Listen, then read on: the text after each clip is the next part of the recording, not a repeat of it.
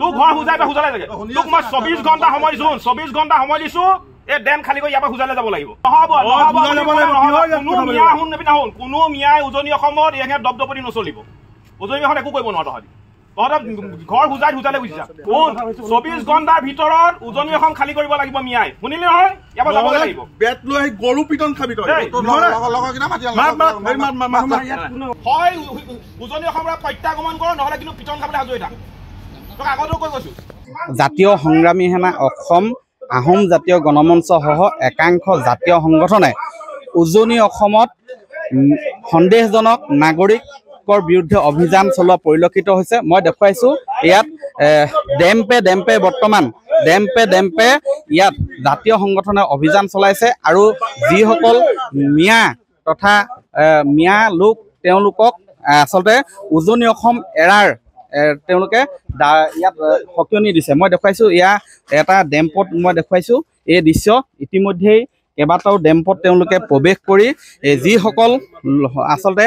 মিয়া লোক তেওঁলোকক উজনি অসম এৰিবলৈ 24 ঘণ্টাৰ ভিতৰত উজনি অসম এৰিবলৈ তেওঁলোকে সকিয়নি দিছে মই দেখুৱাইছো এয়া সিটু বৰুৱা আছে আমাৰ কাষত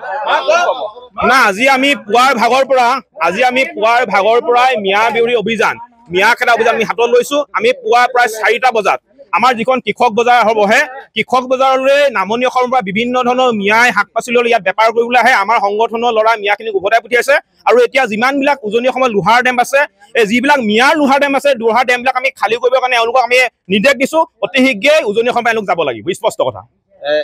কিমান সময়সীমা বান্ধি আমি কোনো সময়সীমা নিদিওঁ এওঁলোক ইয়াৰ পৰা যাব লাগিব আমি কাইলৈ যাতে ইয়াত দেখা নাপাওঁ আমি সেইটোৱে এওঁলোকক কৈছো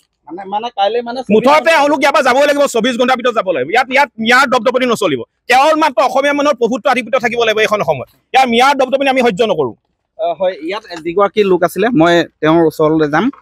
অলপ এফালে আহিবা তুমি ইয়াত কিমান দিনৰ পৰা কাম কৰি আছা মই কাম নকৰো ইয়াত কি কৰা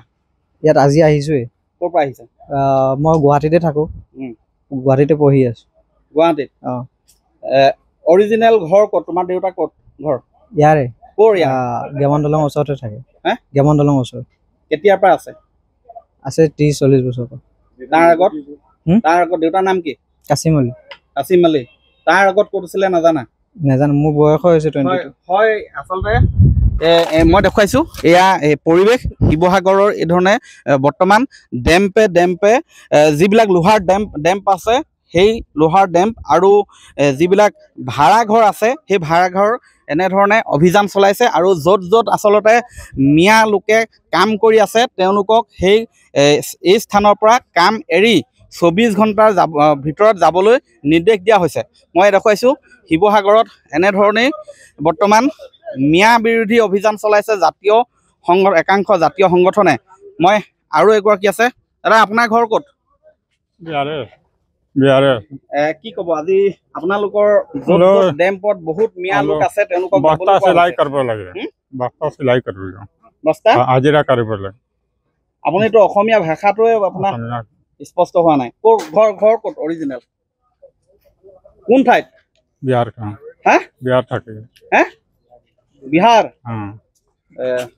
হয় মই জানিব বিচাৰিম দাদা আপোনালোকে আজি এই ধৰণে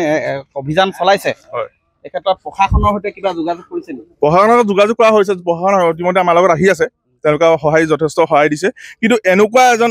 যিটো অসমীয়া ভাষা ভালকে ক'ব নাজানে তেওঁ এতিয়া অসমত থাকি কি কৰিম বুলি ভাবিছে এওঁলোকে কি কয় গম পায়নে মিয়াসকল ড্ৰাগছ ব্যৱসায় কৰে ইয়াত বহুত মানুহ আছে মিয়া কিন্তু এতিয়া এটা কথা আমি স্পষ্টভাৱে আপোনালোকৰ সংবাদ মাধ্যমত কৈ দিব বিচাৰিছো উজনি অসম ত্যাগ নহ'লে অন্যথা কিন্তু ভয়ংকৰ পৰিস্থিতিৰ সন্মুখীন হ'ব লাগিব এতিয়া আমি ভালকে কথা কৈ আছো পিছত কিন্তু আমি হাতত বেট লৈ আনি গৰু পিটন দিয়া হ'ব স্পষ্ট কথা কৰিছো আপোনালোকৰ সংবাদ মাধ্যমত হয় এয়া এনেধৰণে আজি শিৱসাগৰৰ ভিন্ন স্থানত থকা লোহাৰ ডেম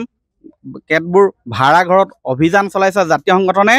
সন্দেহজনক নাগৰিক বা অথবা মিয়া যিসকল আছে তেওঁলোকক উজনি অসম এৰাৰ বাবে তেওঁলোকে সকিয়নি দিছে 24 ঘণ্টাত এৰিবলৈ সকিয়নি দিছে আপুনি বিচৰা বাতৰি পাব কেৱল নিউজ 18 এপত নিউজ 18 এপ ডাউনলোড কৰিবলৈ স্ক্যান কৰক এই QR কোড গুগল প্লে ষ্টৰতো পাব এই নিউজ 18 এপ